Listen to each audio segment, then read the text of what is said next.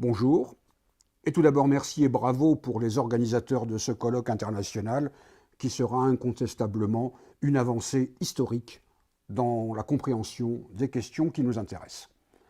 Je dois traiter de la non-application de la loi de 1905 dans l'Empire colonial, respect du sacré ou reconnaissance de la loi. Bien évidemment, le terme empire est utilisé avec emphase, voire antiphrase, pour ne pas dire ironie. Et cette communication, bien plus qu'une vaine tentative d'originalité, va essayer de constituer un élément de synthèse sur le sujet, parce qu'on peut commencer à s'appuyer sur certaines publications dont les références exactes seront données dans le texte écrit. La loi de 1905 est systématiquement présentée, en France et ailleurs, comme une loi de civilisation, de progrès, des Lumières. Or, elle ne fut jamais appliquée dans les colonies que pourtant la France estimait devoir civiliser. Comment et pourquoi ce paradoxe? L'application de la loi de 1905 pour l'outre-mer avait été traitée lors des débats parlementaires. Bien évidemment, le protectorat excluant de l'administration française les questions religieuses du Maroc et de la Tunisie. L'article qui deviendra l'article 43 sur les dispositions en Algérie et en Outre-mer est voté le 30 juin. Et très symptomatiquement, lors de la dernière séance, l'abbé Lemire affirme « Comment faites-vous pour sauvegarder l'ordre public en Algérie ?» L'article 43 stipule « Des règlements d'administration publique détermineront les conditions dans lesquelles la présente loi sera applicable à l'Algérie et aux colonies. » Le sénateur républicain d'Alger, Paul Gérante, affirme lors des débats, je cite, « Une loi d'un caractère si large, comportant des caractères aussi graves, si elle est bonne pour la métropole, est bonne également pour l'Algérie. » Mais le règlement d'administration publique, autrement dit, un décret pris après avis du Conseil d'État, délègue le problème au gouverneur et pour l'Algérie, au gouvernement général et au ministère de l'Intérieur. Il écarte donc le Parlement. Il a été dit, je cite, que les raisons de contestation de la loi de séparation sont sans doute très souvent non religieuses. On peut aller plus loin. La contestation est systématiquement non religieuse. Et nous verrons que les cas où la religion interfère sont des prétextes, voire des affabulations. Regardons ces attitudes. Elles sont très diverses, ce qui contredit au passage la notion d'empire qui recouvre une certaine forme d'unité législative. On va utiliser, par exemple, les traités internationaux antérieurs à 1905 pour exclure la loi. Ainsi, la convention de capitulation entre le général de Bourmont, ministre de la guerre de Charles X, à la tête de l'expédition militaire, et le dé d'Alger comportait l'engagement de la puissance coloniale à respecter le libre exercice de la religion musulmane. Je cite, « L'exercice de la religion mahométane restera libre. La liberté de toutes les classes d'habitants, leur religion, leur propriété, leur commerce, leur industrie ne recevront aucune atteinte. » 3 juillet 1830, la date est importante. Au Congo, on se range derrière les actes internationaux qui excluent toute possibilité d'application de la loi du 9 décembre 1905. De même qu'en Indochine, où le traité franco-annamite du 15 mars 1874 en matière religieuse ne peut être modifié, disent les officiels, qu'après une entente avec le gouvernement espagnol. À Madagascar, même autorisées, les missions religieuses sont, je cite, simplement tolérées, rendues obligatoires en quelque sorte par suite des clauses de la déclaration de Zanzibar du 5 août 1898. 90, pardon. Et si on voulait faire quelque chose au Cambodge, il faudrait revenir sur l'autorisation que le roi a accordée aux missions par une loi. Cette antériorité va être codifiée systématiquement. Argument proche, les cultes non catholiques pourraient servir d'autres intérêts. En Nouvelle-Calédonie, par exemple, le clergé craint la séparation parce qu'elle profiterait aux missionnaires protestants soupçonnés de servir les intérêts britanniques. Et la loi ne sera jamais complètement appliquée. Les missions étrangères posent des difficultés de même ordre en Indochine. Cela renvoie au statut des colonies et de leur population systématiquement considérées comme mineures, dépendante d'un ou de plusieurs, les traités internationaux, maîtres, mais jamais indépendante. Un article paru en septembre 1906 dans l'Avenir du Tonkin insiste sur les dangers de troubles religieux. Je cite cet article. « La loi frappera le culte bouddhique. C'est ici que nous toucherons au grotesque et que l'impossibilité d'appliquer la loi apparaîtra. Supprimera-t-on les pagodes, les bonzes dans tous les villages, dans toute l'étendue du Tonkin? Forcera-t-on ces braves Niakoués, qui n'entendent rien à nos subtilités, de former des associations cultuelles pour gérer leur culte? Vouloir agir ainsi, continue l'article, c'est s'exposer à de graves mécomptes. Le jour où les indigènes voudront qu'on touche à leurs pagodes, à leurs dieux, à leurs prêtres, ce sera un soulèvement général. » Il existe d'autres catégories d'arguments. Il faut adapter la loi. Adapter étant un euphémisme pour abandonner. Comment? On nous dit que la loi est inapplicable parce que tous les cultes ne sont pas identiques, ce qui par ailleurs est en contradiction avec l'article 2 de la loi pour laquelle la République ne reconnaît aucun culte et se trouve donc en peine de les hiérarchiser.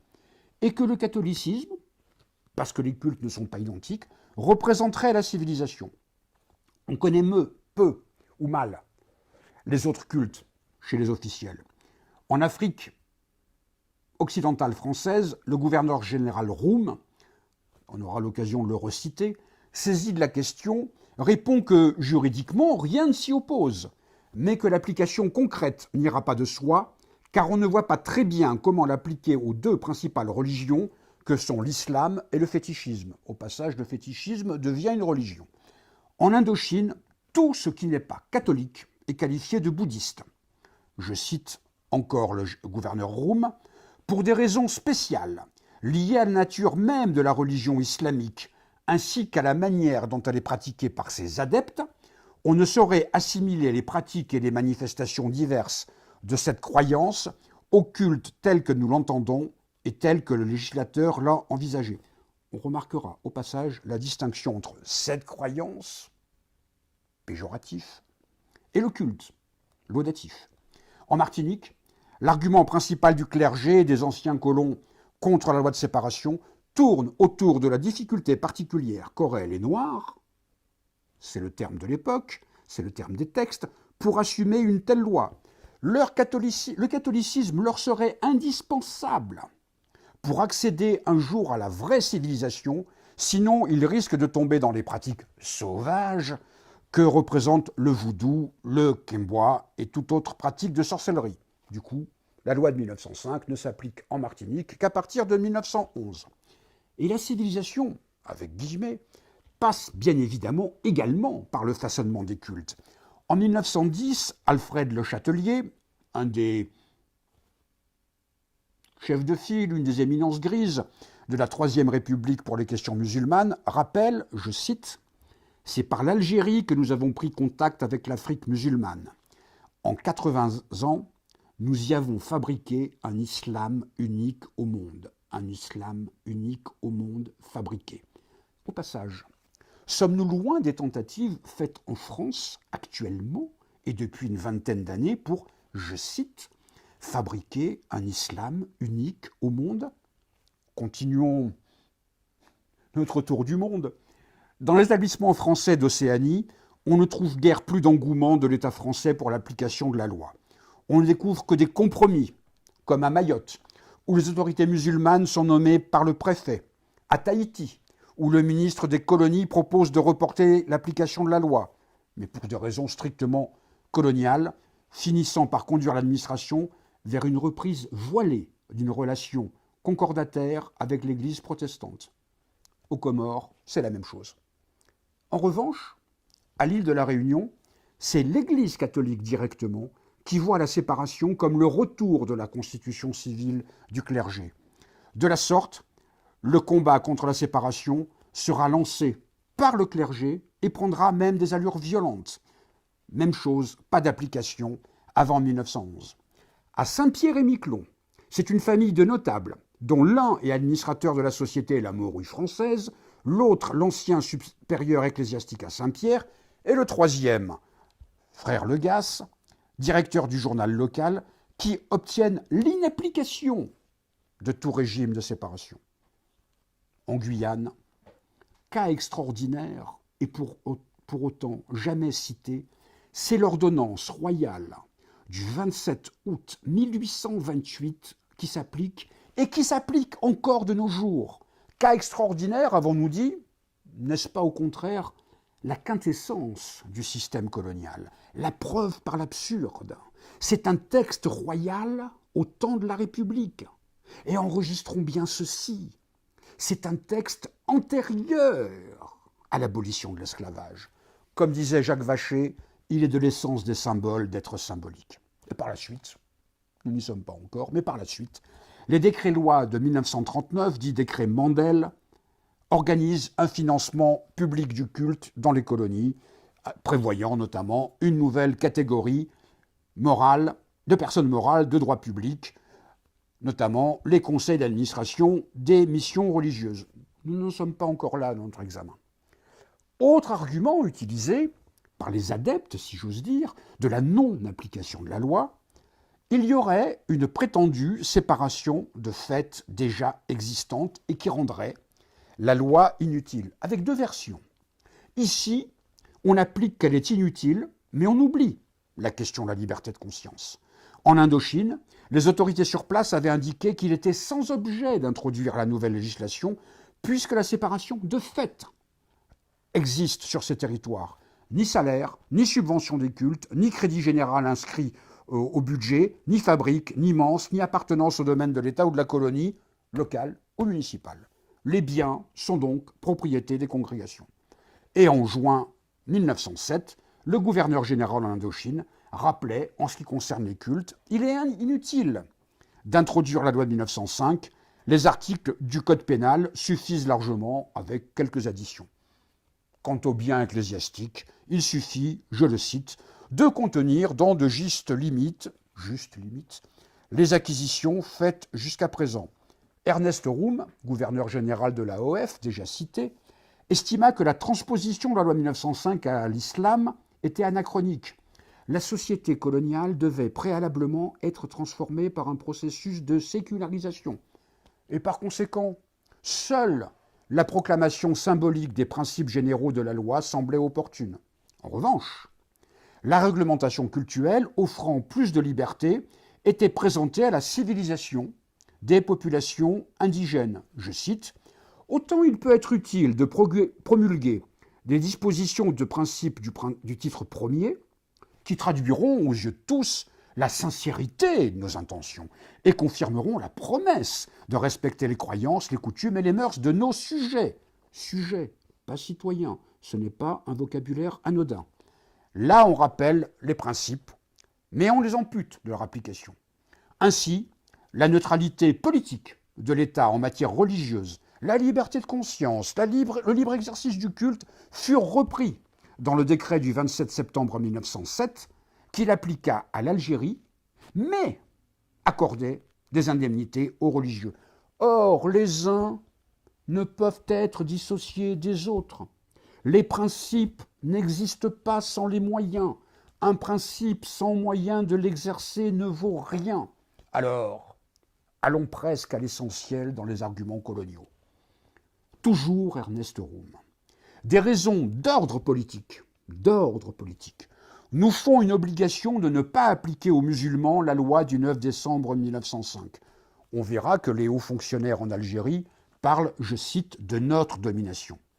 Et à propos de l'Indochine, le ministre des colonies écrit, je cite encore, « Il est dangereux pour notre domination de donner aux indigènes, par une promulgation sans réserve, la possibilité de transformer en association légale des sociétés secrètes. » Presque l'essentiel, la question politique.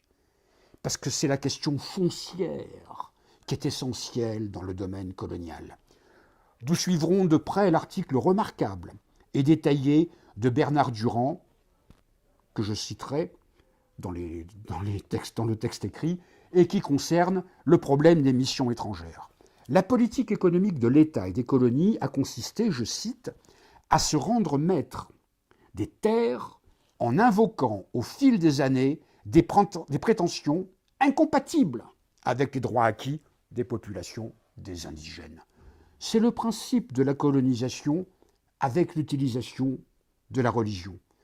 Renvoyons à Jomo Kenyatta. Il disait « Lorsque les Blancs sont venus en Afrique, nous avions les terres et ils avaient la Bible. Ils nous ont appris à prier les yeux fermés. Lorsque nous avons ouvert, les Blancs avaient la terre et nous avions la Bible. » Dans la plupart des colonies, la séparation de fait, déjà existante ou prétendument déjà existante, rend, je cite, peu intéressante l'introduction de la loi de 1905, alors qu'il serait utile d'y introduire celle de 1901 sur les associations. Pourquoi ? L'accaparement des terres par les missions, d'où le silence du législateur sur leur personnalité civile, est une arme redoutable, parce que l'État ne tend pas à se priver à l'égard des missions du droit relatif au droit des biens. Ils n'ont pas de personnalité, ils n'ont pas de droit d'acquérir. Ce fut ainsi le cas à Madagascar, où règne une séparation de fait pour le problème des donations faites aux missions, qui depuis 1896 n'ont pas d'existence légale, mais qui tiennent, pour citer l'article que je viens de mentionner, une grande place au soleil. N'ayant pas la personnalité morale, les donations sont donc inutiles, mais que cela ne tienne. Aussi bien pour le comité consultatif contentieux des colonies ou pour Gallieni, on les traite comme si on les reconnaissait. La situation en Indochine n'est guère différente, et les autorités réalisent l'importance de la richesse foncière acquise par les missions en même temps que le statut original dont jouissent les cultes. Autre problème de foncier, et il est de taille, l'accaparement des biens à bout. Ce n'est pas parce que c'était un rouage musulman, en tout cas pas pour le colonialisme. Il faut l'incorporation au domaine public de ces fondations qui, je le rappelle, servaient à financer les activités religieuses et qui, en Algérie, constituaient la moitié des terres arables. Par l'arrêté du 8 septembre 1830 du maréchal Clausel, ils sont affectés au domaine de l'État. 8 septembre 1830, c'est-à-dire 2 mois avant la convention de capitulation garantissant le fonctionnement de l'islam. Voilà pourquoi il faut un islam, je cite, créé de toutes pièces par l'État colonial, pour reprendre l'excellente expression de Rabert Hachi, je prononce certainement mal, je vous prie de m'en excuser. Mais la loi de 1905 fait voler en éclats tout cet édifice. Il faut détailler. L'Algérie, départementalisée, est un cas particulier mentionné explicitement dans la loi de 1905, ce qui, au passage, renvoie à leurs chères études les ignorants ou les ignares ou les prétentieux qui affirment que l'islam n'est pas concerné en 1905. Que lit-on dans un rapport présenté au gouverneur général de l'Algérie, début 1907, par André Maginot, oui, le futur ministre de la guerre, l'efficace stratège de la ligne à laquelle il donna son nom. Je cite ce rapport. « Les différences que vous avez pu relever entre la loi et le projet de décret, qui ne sont ni essentielles ni définitives, ont pour but d'approprier la nouvelle législation à la situation spéciale de l'Algérie et de permettre à monsieur le gouverneur général, à qui incombe la responsabilité des intérêts de notre domination, une fois plus notre domination, de prendre, lorsque les circonstances l'exigeront, les mesures nécessaires à la préservation de ses intérêts. » Dans ce texte, entre hauts fonctionnaires, guère besoin de circonvolution, nul besoin de parler de civilisation, il s'agit de préserver, entre guillemets, notre domination. Ce décret de 1907 fut prorogé par les décrets du 19 septembre 1917, du 31 août 1922, du 25 septembre 1932 et sans limite de durée du 19 mai 1941, c'est-à-dire Vichy, et cela durera jusqu'à l'indépendance. La libération n'étant libération que dans un certain nombre de cas. Et il fallut attendre une circulaire de 13 juillet 1909, signée par le président du Conseil, Clemenceau, pour avoir une position gouvernementale sur l'islam algérien. Pour le personnel religieux, l'octroi d'indemnité devait être soumis à l'agrément du gouverneur. De cette façon, pour citer la circulaire, l'action directe que l'autorité supérieure doit conserver sur le recrutement du personnel du culte musulman pourra s'exercer ainsi d'une manière aussi efficace qu'à l'aide d'un véritable droit de nomination, et sans qu'aucune atteinte soit portée au principe de la législation nouvelle. La législation qui expliquait que la République ne reconnaît, ne subventionne, ne salarie aucun culte. Mais les principes ne sont pas touchés. Le gouverneur Jomard, qui après avoir dit qu'il n'était pas totalement favorable à la mise en vigueur de la loi, en jugeait, et pour cause, l'application difficile, et se trouva en allié en la personne de Monseigneur Houry, archevêque d'Alger, invité par le gouverneur général avec une partie du clergé à participer au débat. Et seront ainsi trouvés, je cite, les tempéraments indispensables qu'exige la situation de l'Algérie et qui sont de nature à sauvegarder l'avenir de notre colonie, notre, rarement possessif, n'aura mérité autant son titre. La revendication de séparation, et c'est logique, devint celle des musulmans, comme l'association des oulémas, des nationalistes, comme Messali, des républicains, de la libre pensée en Algérie, qui regroupait sans distinction d'origine en son sein, comme on l'a vu dans les textes, y compris de 1956. Mais cette exonération de la loi ne fut pas sensible seulement en Algérie.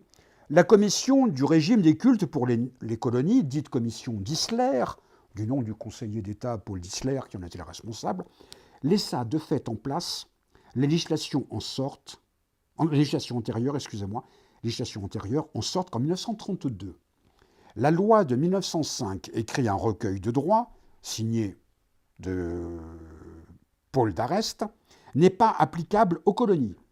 Et pas davantage d'ailleurs les lois des 1er juillet 1901, du 4 décembre 1902, du 17 juillet 1904 sur les associations et congrégations, dans les autres colonies, notamment en Indochine et à Madagascar, mais aussi aux Marquises.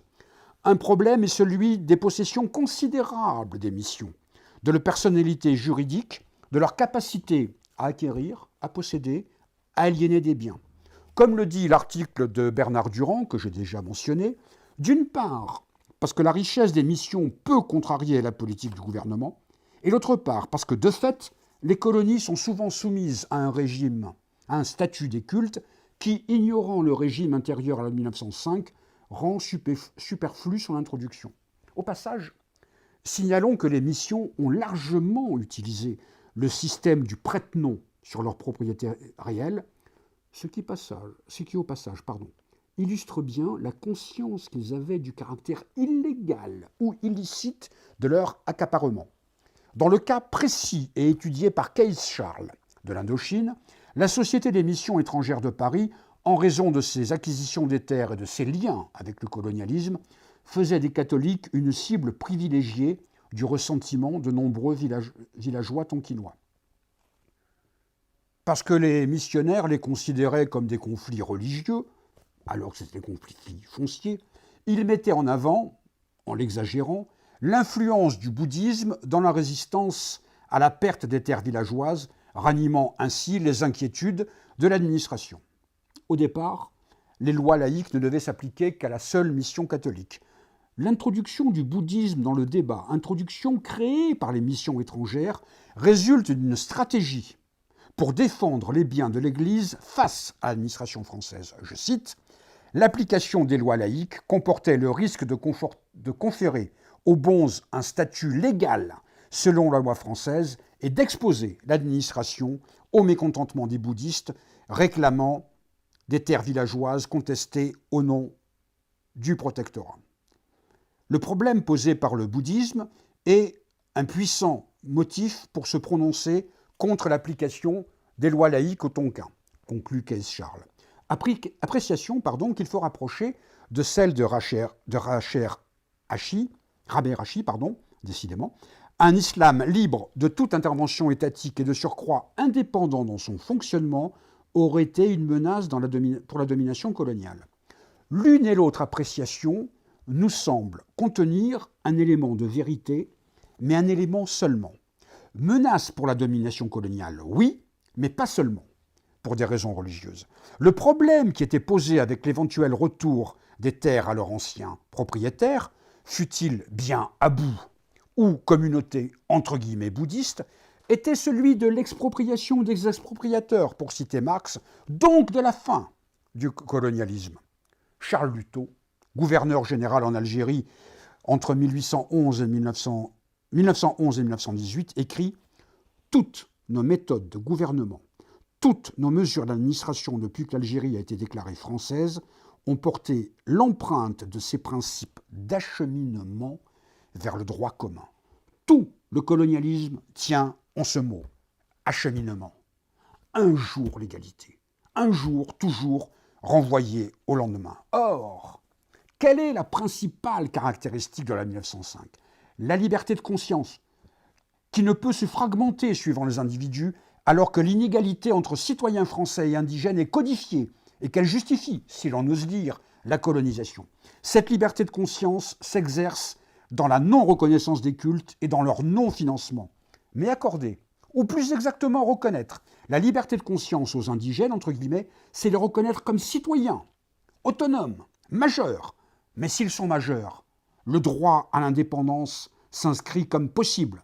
La liberté de conscience est contradictoire au colonialisme. Introduire la loi de 1905 dans le système colonial aurait fait exploser ce dernier.